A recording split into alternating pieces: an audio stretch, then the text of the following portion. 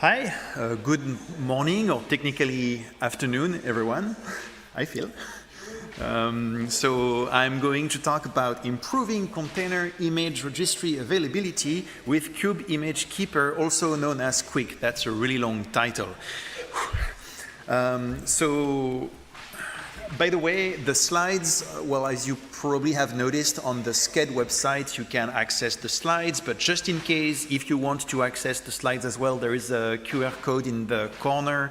The QR code is also going to be visible during the rest of the talk. So if you see interesting links or whatever in my slides and want to follow the links or copy-paste comments or whatever, you're absolutely welcome to. First, before I introduce myself, I have a few questions for you. Who here is using Kubernetes? Okay, I'm sorry. Who here ever had like registry issues?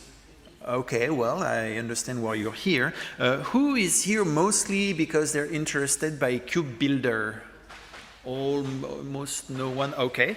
And just out of curiosity, who here is self-employed or freelancer? Okay, like me. And who's also speaking at conferences in the freelancers? Okay.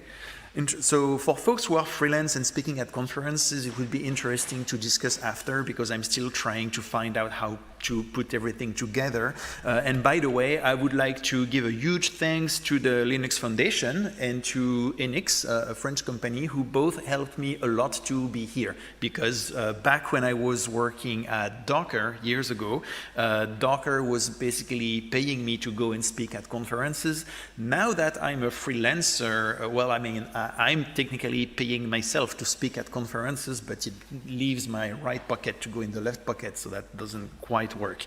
Anyway, so today we're going to talk about this thing called Kube Image Keeper, or Quick. We try to make it pronounced like quick with a soft U, but since I think for English speakers that's just weird, we settled on Quick. So I'm going to explain how it works, why we even wrote it, compare it to other options, and then I'm going to talk a bit about Kube Builder as well. And there's going to be a ton of demos, and so I think one thing I should do is eat a grape. So back when I was working at Docker, there was a Spanish team with Borja and Fernando, and what they did before live demos is that they would eat a piece of grape. I don't know if it was a Spanish thing or completely related, but I think it can't hurt. So here is for the demo gods, just in case. So first, why Quick? Why Kube Image Keeper? Most of you raised your hands when we asked about who's using Kubernetes, so I'm sure you already know that problem very well, but just in case.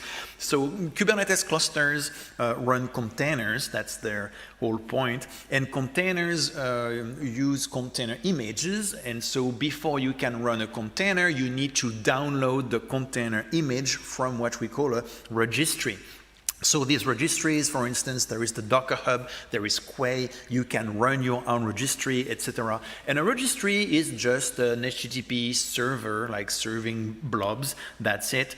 But sometimes registry don't work the way they were meant to work. For instance, back in April, we had a super embarrassing outage at, I think it was Google Cloud EU West 9, which is a fancy way to say Paris. There was some fire and some flood and stuff happening, and so long story short, the registry.key8s.io wasn't available for hours, I think almost an entire day, and not just for customers of Google Cloud, but for pretty much everyone in Western Europe. So that was kind of a big deal. Sometimes images can also be deleted from a registry. You might wonder, why would that happen? Why would someone go and delete an image? Well, images can be fairly big. It's pretty common to have images of multiple gigabytes. And so if you go DevOps and ship 5 times a day, maybe you're shipping a huge image 5 times a day, and it just adds up on your registry. And unless you have infinite disk storage or infinite money to pay for S3 and whatever, at some point you need to clean up old images, and if you are unlucky, you're going to remove an old image that is still in use somewhere. So that's a thing that can happen as well. Also, some registries have pull quotas. For instance, the Docker Hub, which is probably the most like widely used registry, at least for public-based images that many of us are using. The Docker Hub will let you pull, I think it's 100 images every 6 hours per IP address, more or less.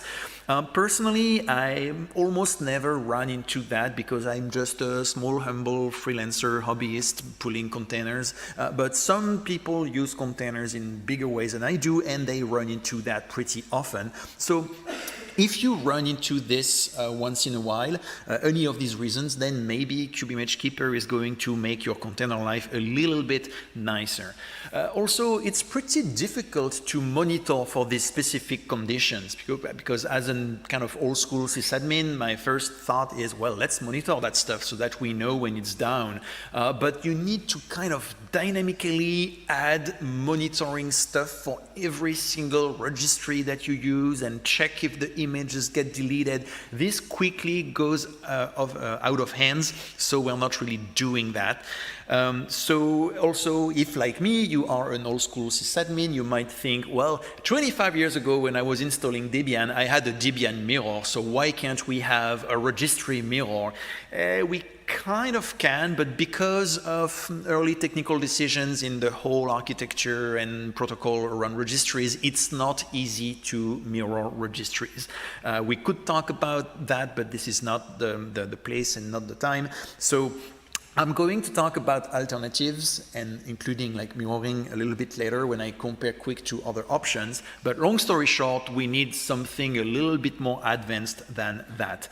And to give you like a classic example that was almost the motivation for writing Kube Image Keeper.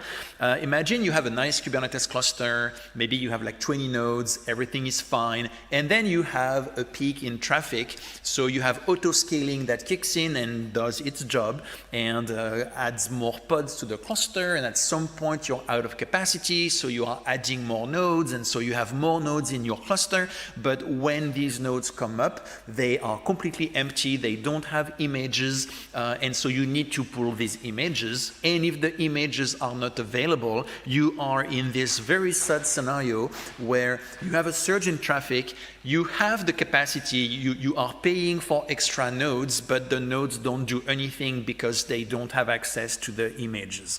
All right, so we don't want that to happen. So first demo. Here I'm going to reconnect to that machine here, and I'm going to just push some demo images that I'm going to delete later. Spoiler alert. So my demo images are called burrito, taco, pizza, and sushi, which is fairly risky because we're close to lunchtime, so maybe some folks are going to run away during the talk because they're hungry. And I know what it is to be hungry because yesterday we took a 10 hours a bus ride to get here, and they were like, we were not allowed to leave the bus during the stops, so it was pretty intense. So anyway, I have a brand new Kubernetes cluster here, which I deployed like literally this morning, and I'm going to install a few things on it. So I have a few commands here that I'm going to copy paste from a text file. The commands are in the slides, so this is the command I use to provision my cluster. It's using some custom scripts, but they are in a public GitHub repo just in case you're interested. Now here I'm installing Cert Manager and Quick itself. Cert Manager is a dependency for Quick because we need to generate certificates, and so instead of doing that in-house, we are outsourcing the job to Cert Manager, and now I'm installing Quick itself. So I'm using Helm here. If you are not, whoops, and of course I decided to skip the Prometheus installation, so that didn't quite work. Let me fix that. If you're not familiar with Helm, you might be wondering, like, what are these kind of commands? What's going on here? Helm is basically a kind of package manager for Kubernetes. So when you see me do some Helm install, Helm upgrade, that's the equivalent of doing an apt-get install or yum install of some packages, except this is on a Kubernetes cluster. If I don't press enter, it will never install. Okay, so this is going to take a minute. So the first thing we're gonna do after Quick is up and running, I'm going to deploy some sushi and burrito, etc. on this cluster so that we have some workloads running. And so the goal of the demo later will be to remove the images from the registry and see what works and what doesn't. In the meantime, if we go to the Docker Hub, we're going to see what I have here. Yep, I have sushi, taco, burrito, pizza. I should see the last push. I thought we would, yeah, okay. I don't and right, okay, Prometheus is installed, and now Quick itself. There we go. Just FYI, the extra flags that you see me give like to this installation process, I'm telling Quick to not do its magic in Kube system and default namespaces so that we can compare, you know, kind of with Quick and without Quick. And the extra flags that I'm putting here, that's to enable some Prometheus metrics gathering, which I will probably not have the time to demo, but just in case. Okay, so now hopefully we have, we should have, let's see, I have a K9S here, which is a nice way to have an overview. Okay, everything is not green but blue, but everything is running, so Quick is up and running, awesome. So now I can get some workloads on my cluster. So I'm going to make that a little bit bigger and copy paste a couple of comments here. So I'm just creating 4 deployments. So I have sushi and pizza in the default namespace and burrito and taco in the cantina namespace. So within a brief moment, we should see, yep, running, perfect. Okay, so right. Now, how does Quick work? Well, if I take a look at the pods in the default namespace, let's see, you can see that I'm using images jpetazzo demo sushi and jpetazzo demo pizza. All right, now if I go to the cantina namespace, which is protected by Quick, so to speak, and I look at these pods, you can see that now these image references are localhost 7439 jpetazzo demo burrito. So instead of pulling like straight from the registry, we are pulling from localhost 7439. What is on localhost 7439? Well, this is what we have now on the cluster. So you can see we have Quick proxy and Quick controller and Quick registry. So that thing on localhost 7439, that's the Quick proxy. It's running as a daemon set, which means it's running on every node of the cluster, and it's, as the name implies, it's going to be a proxy to access registries. So the image references have been automatically rewritten by a mutating webhook, which runs in the Quick controller. So each time we create a pod, that webhook is like, wait a minute, let's rewrite the image reference here, and now the image reference goes to the local Quick proxy. And now when you hit the local Quick proxy, it's going to check if we have the image in the Quick registry, which is basically just a cache. If we have the image, awesome, let's serve it. If we don't have the image, we fall back to the upstream registry. And then in parallel to that, we have the controller that's going to get the images from the registry and put them in the Quick registry. That's how it works, and normally when I show that, I get various reactions. Some folks have been telling me, well, that seems way too simple in a way. And I'm like, yeah, that's kind of the beauty of it. It's not too complicated. Yes, we have multiple moving parts and there is some stuff going on, but it's not rocket science, if I could say. Now some downsides maybe, or like to give you immediately the fine print, the catch. When you pull an image, the first time it's going to be pulled twice. Once directly from the registry, and another time because we need to put it in in the cache. So it's going to put a little bit of extra traffic on the registry, but you kind of recover that down the line, because if you scale up or add more nodes or whatever, now you're going to pull from the local registry instead of going upstream.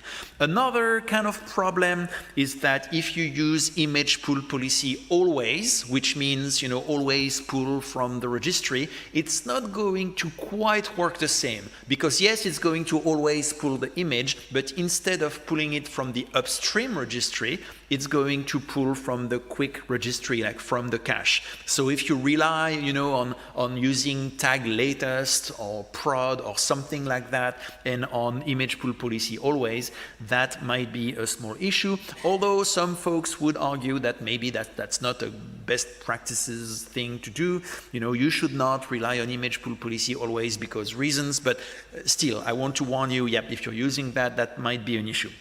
Now some details. We have a CRD, a custom resource to represent the cached images. So each time that the webhook detects, oh, a new image, it's going to create an entry here, and that's what the controller uses to feed the cache. What we see here, that's a reference count, so that's how Quick tracks if you're using images or not, and once an image is not in use anymore, it's kept like 30 days, and eventually it gets removed once again, because disk space is not infinite, so eventually we need to remove that. All right, so now what I'm going to do on the Docker Hub, I'm going to delete all these images except sushi, because I love sushi, and delete the images. Okay.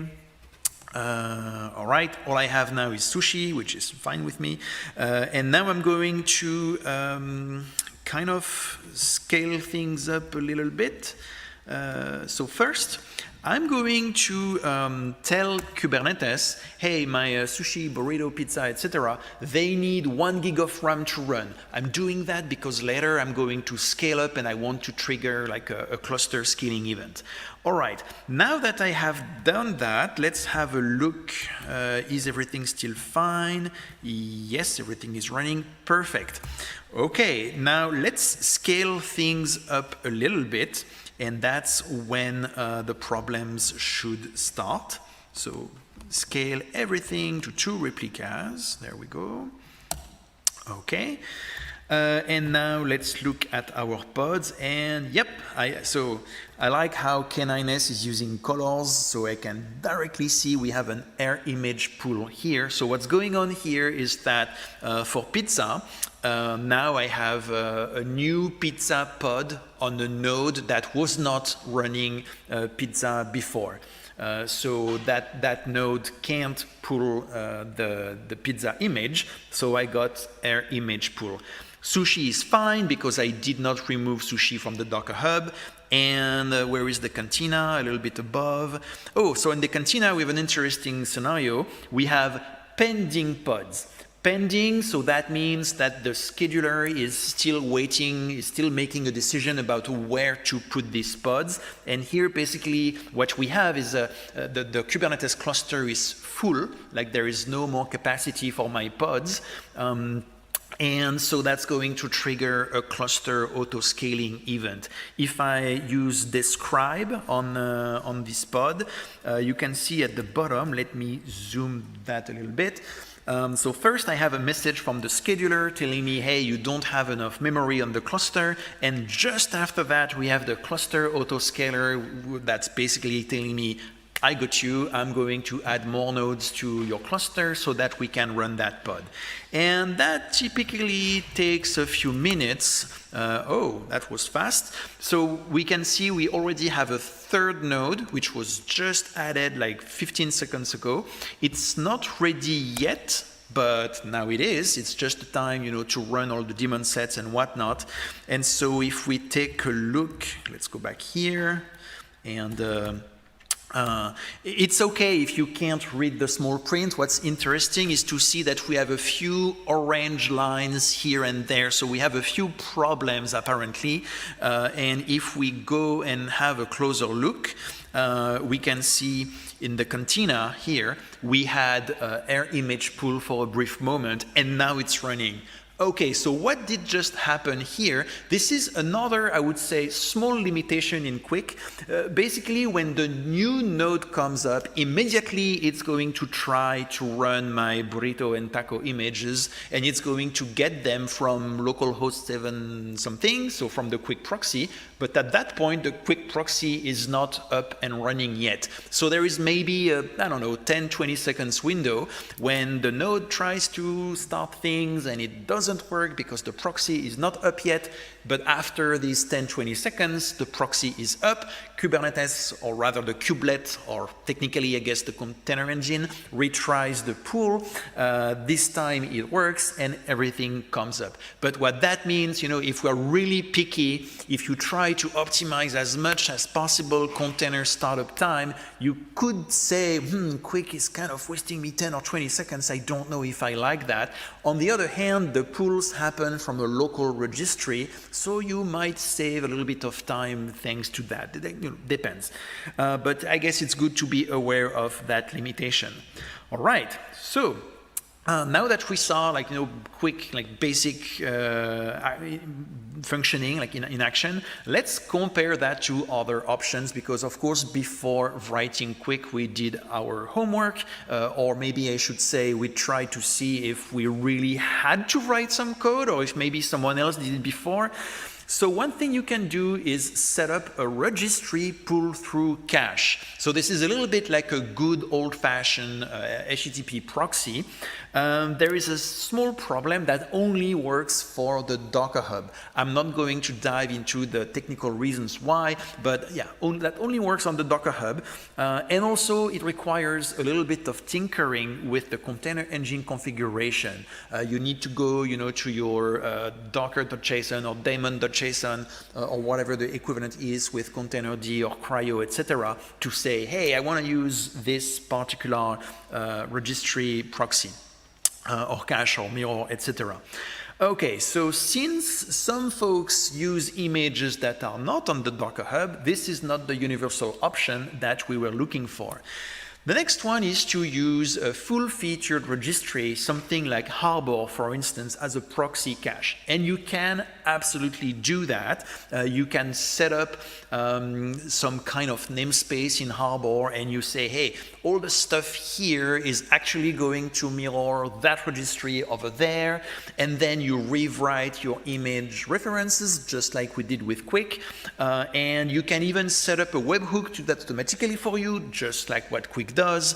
The only downside, well, actually two downsides. The first one is that you need to set that up for each registry that you use. So you have something on Docker Hub and DHCR and GCR and Quay and your internal registry, etc., etc. Each time you will need to set something up in Harbor. And the other thing is that the Harbor setup is a little bit more involved. It's not super complicated by any means, but to the best of my knowledge, if you want to run Harbor, you're going to need like legit TLS certificates, which means some domain name and probably an ingress controller. It's definitely not a one-liner like I did with Quick in the beginning of that talk.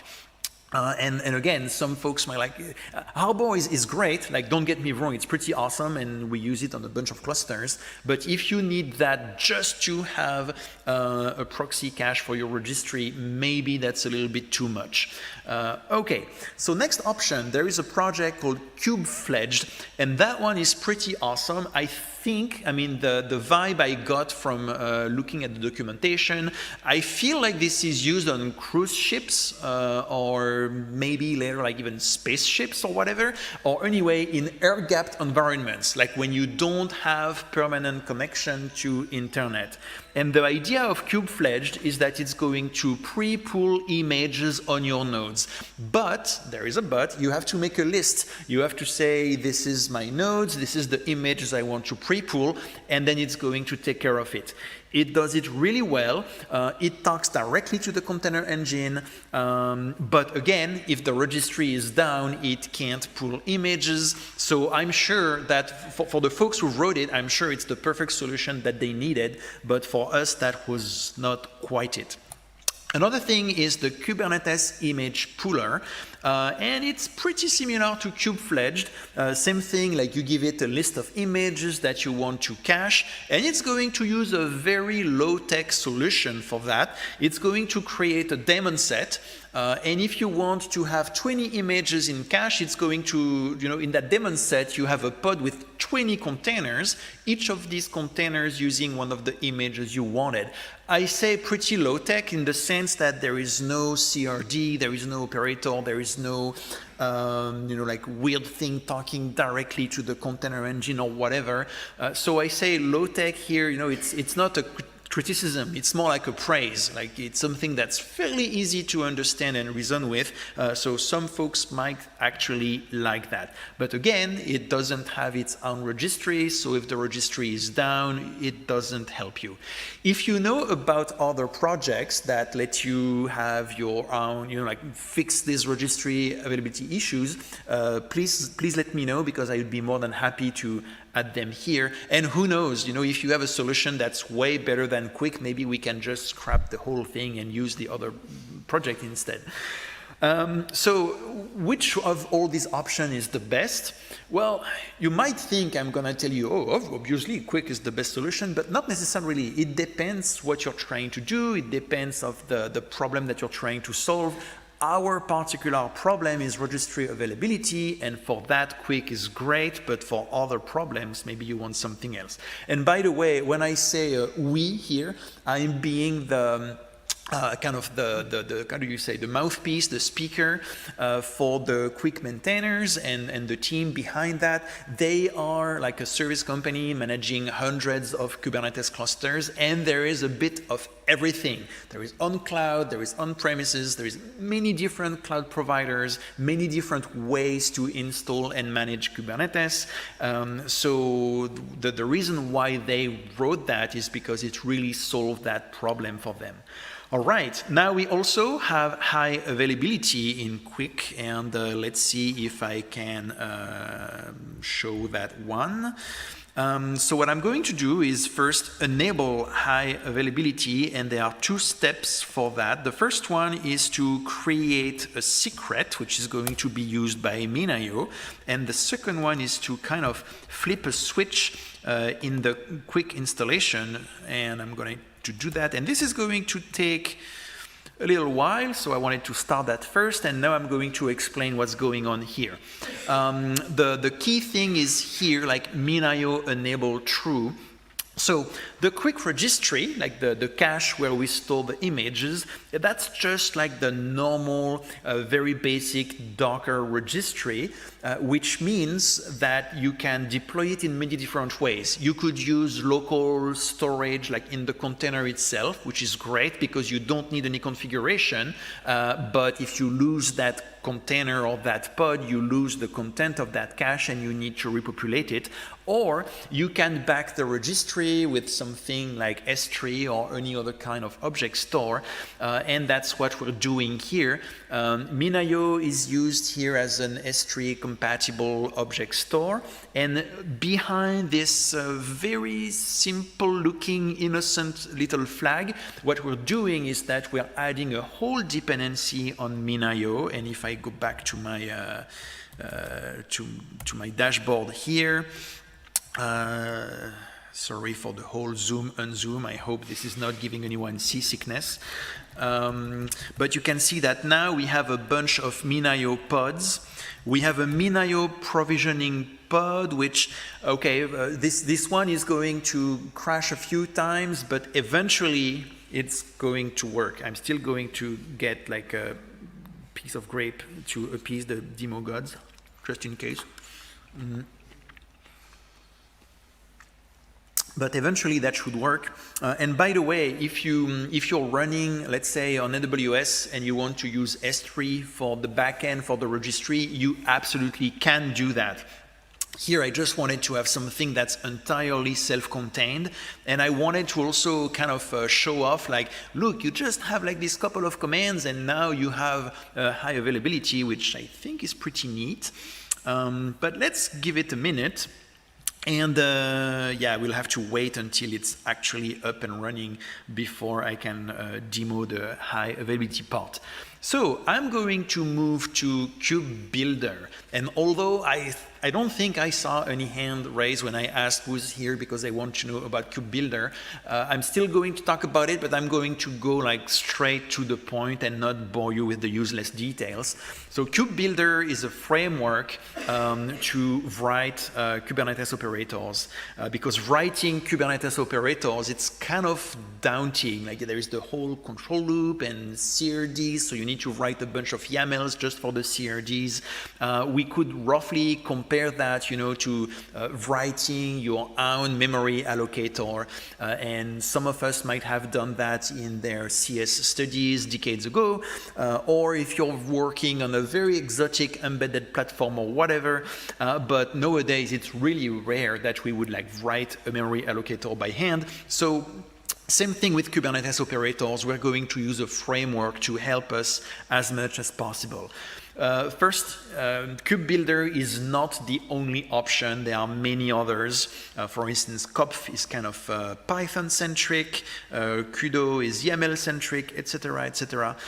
I'm not going to give you an intro to Kube Builder because I'm not the right person for that, and that would take more than a few minutes, and there are already lots of amazing resources about that, so I put a few links here.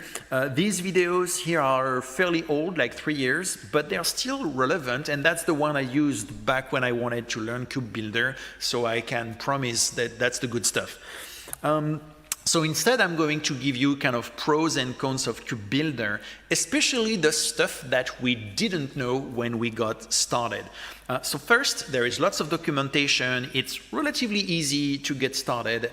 Emphasis on relatively, because, you know, when we say, oh, it's easy, it's like, well, it's easy for whom? Like the principal staff senior engineers with 50 years of Kubernetes experience, or the person just like fresh out of school who's still maybe struggling a little bit with their shell. No, if you have basic knowledge of Go and Kubernetes, you will be able to get started with Kube Builder. I would say in a few hours, you will have your first controller up and running. And when I teach kind of advanced Kubernetes classes about writing controllers, we use Kube Builder. And to be clear, I'm not a good Go programmer, and I still manage to get that working.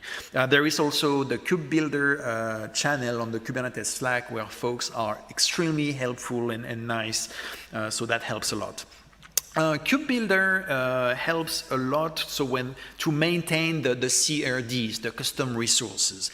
To give you a concrete example, so this is for the cached images. So the idea is that you write your structure like as a Go structure. You put these annotations here indicating how that's going to translate to JSON and by extension to YAML. And then you have a bunch of magic comments like this that are going to be detected by Kube Builder to generate the extra information in the CRD YAML. So for instance, that's how you determine what's going to be shown when you do, you know, the kubectl get cached images. So in the CRD YAML, there is information about these columns, for instance. Okay, so that helps a lot because, I mean, CRD manifests are hundreds, sometimes thousands of lines of YAML, and I don't think anyone wants to maintain that by hand. I mean, unless that's your thing, then of course, but most folks don't really enjoy that. Well, since in the meantime, I think everything is green, or well, blue, kind of, well, except that one here, that's the pizza image. So now that we have high availability, I'm going to push my images again to the Docker Hub, because when we switched to high availability, like disclaimer, that wiped out the cache that we had. So I need to repopulate that cache. So first I'm going to push my images again, and now I'm going to scale things up a little bit. What's the command that I was intending to use? Probably scale, yeah, 3 replicas. No, actually. All right, okay, I'm going to use a little hack here to force a repull of the images. I'm just putting an annotation on these cached images, and that forces the Quick controller to look at them again and refresh the cache. And I think if I Quick system controllers, if we do that, we can see the logs of the Quick controller, and I see, yes, cached, cached, cached. All right, my images are now probably, hopefully, in the cache. So I can move to the next step, which is to delete the images from the registry one more time. So that's going to be essentially the same demo as earlier, but with a twist. And the twist is that, well, you know what, this time I'm just going to delete everything, even though I'm sure everybody is getting fairly hungry. And then let's scale things up, but to like 3 replicas, okay? And then we're going to wait a little bit until everything comes up, and then I'm just going to delete a node. Actually, maybe I could go ahead and do that right away, and we'll see what happens. Let's pick not the node where my shell is running, because that would be very unfortunate. Okay, let's do a get pods like this. So -o wide maybe. And I should have had a command to facilitate that. So my shell is running on node, what is it, 3, 2, E6, etc., etc. Now the Quick controller is running on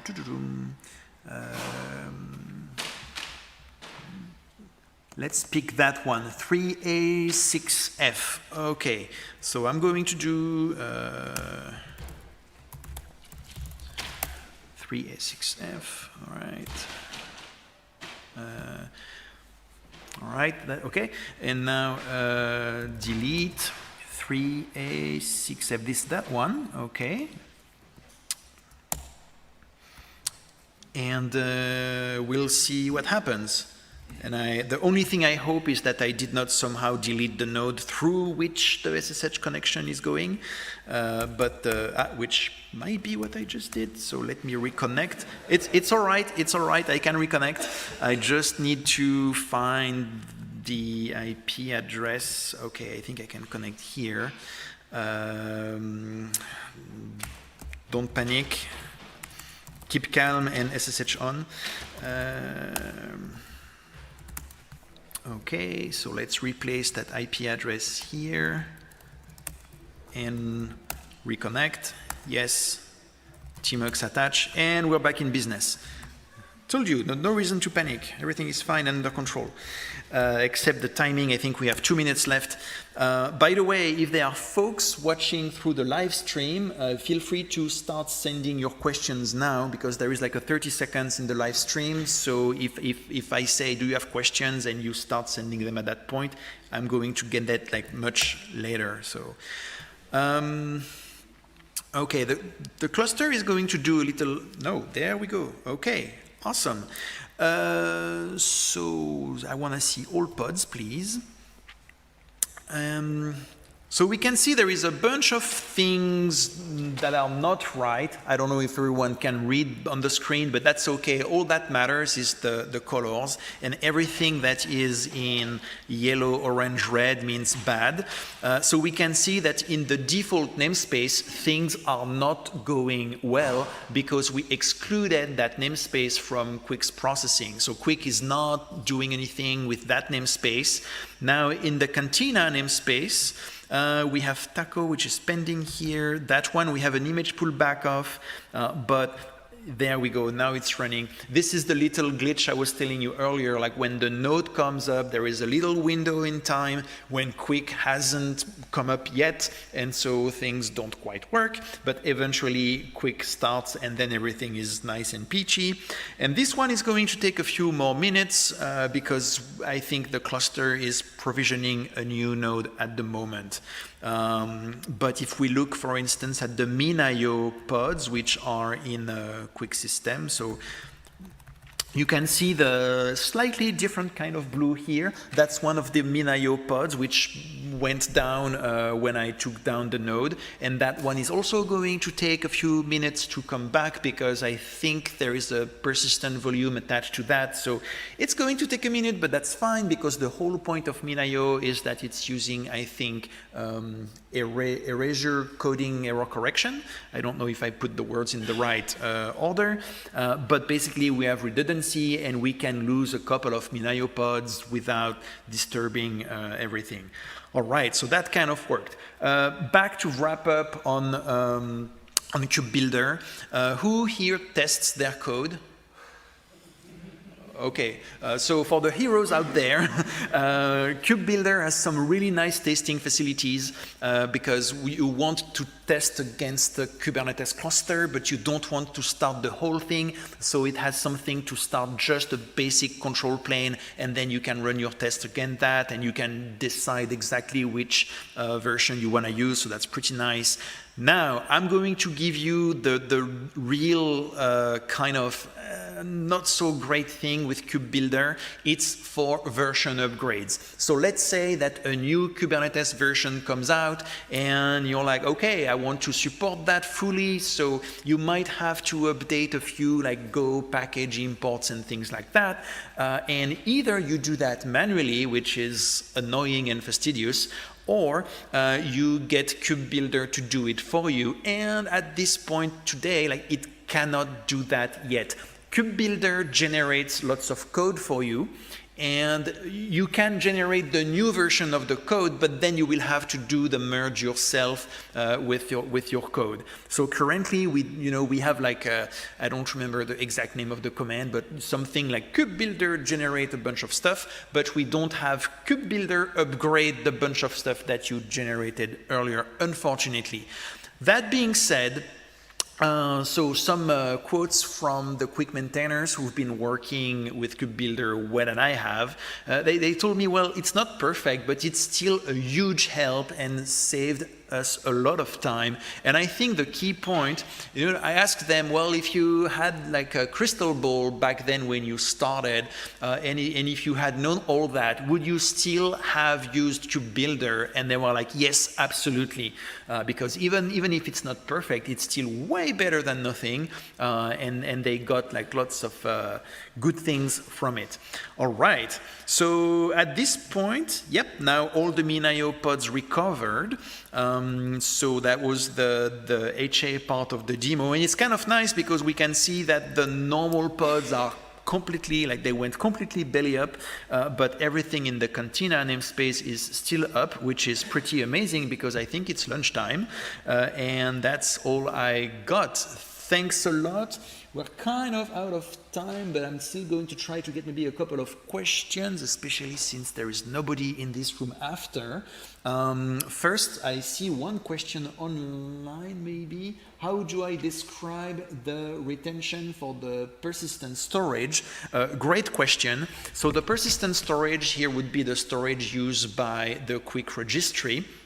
And here, I just use like a big switch, which is high availability on. And that enabled MinIO and enabled a bunch of configuration for MinIO, et cetera, et cetera.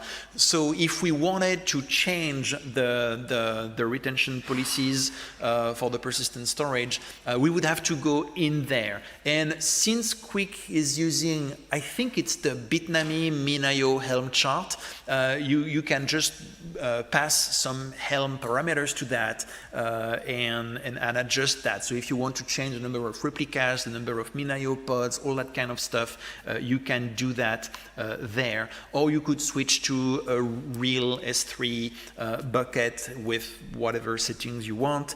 And finally, if the question was about how long do the images stay there, I don't remember on the top of my head how you said it, but I'm pretty sure it's in the quick Helm chart as well. And one last thing, we often say, hey, we should thank open source maintainers. So I wanted to thank the two main maintainers of the Quick project, Paul and David, who gave me lots of input when preparing that presentation. I tried to drag one of them here to speak with me, but they were still feeling a little bit too shy for that. But I hope we can get them to do that at some point in the future, because I think it's a really cool project. Thanks, and do you have questions? Yes?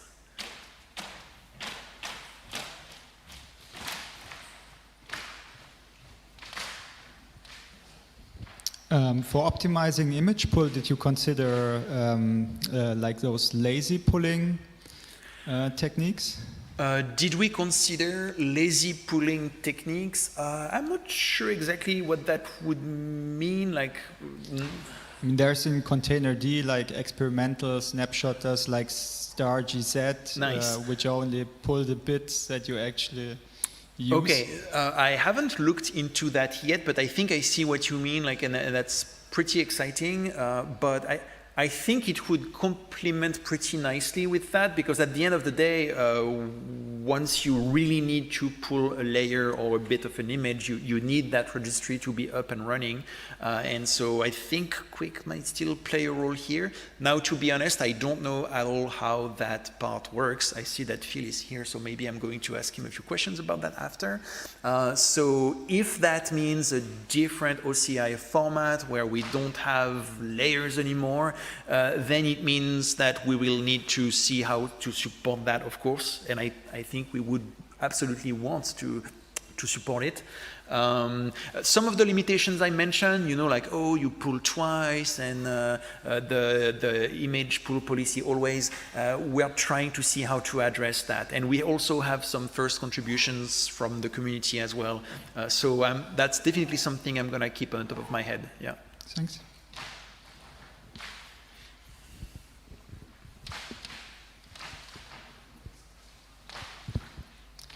Thank you.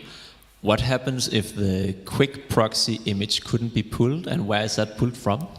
Excellent question. So basically, who pulls the pullers? So at this point, I think it's on GHCR, but I'm not 100% sure. So let's have a quick look. Haha, a quick look. That was not on purpose. Describe image.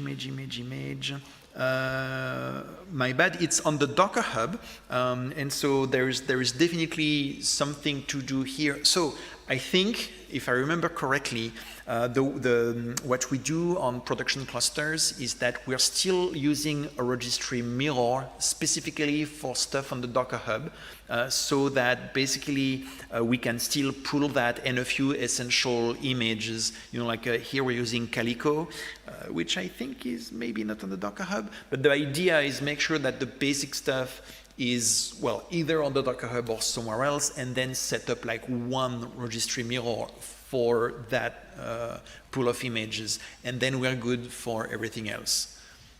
Okay, that makes sense. Thank you. And I think I've also seen some discussions around like baking these images in the the VM image used to spin up the clusters.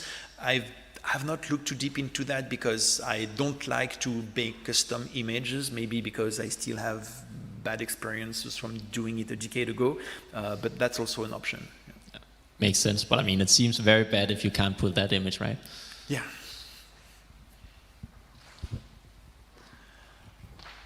All right, well, if there are no other questions, thanks again, and now let's all have a taco, burrito, or whatever is at the cantina.